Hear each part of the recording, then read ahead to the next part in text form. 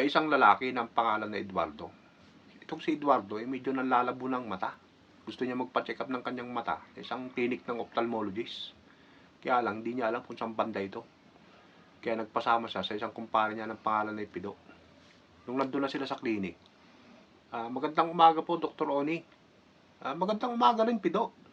Magpapacheck up ka ba ng mata? Hindi po ako, Dok. Sinamahan ko lang po yung kumpare kong ito, si Eduardo, dahil nanlalabo na daw po yung mata niya.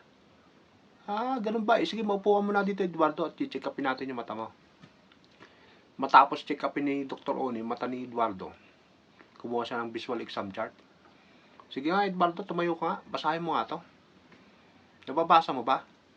Hindi po, Dok eh, sabi ni Eduardo. Teka. Kumuha si Dr. Oni ng salamin na may grado. Sinuot kayo Eduardo ngayon.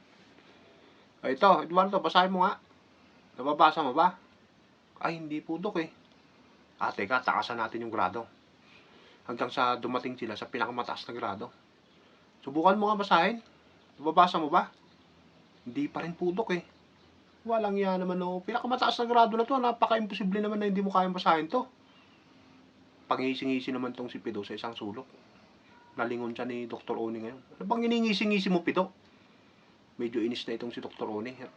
Napakaraming salamin na ang sinubok kay Eduardo. Hindi pa rin niya mabasa. Tinawag siya ni Pido ngayon. Dok, hindi naman po marunong magbasahin si Eduardo. Dapat ang tanong nyo, kung malinaw na ba?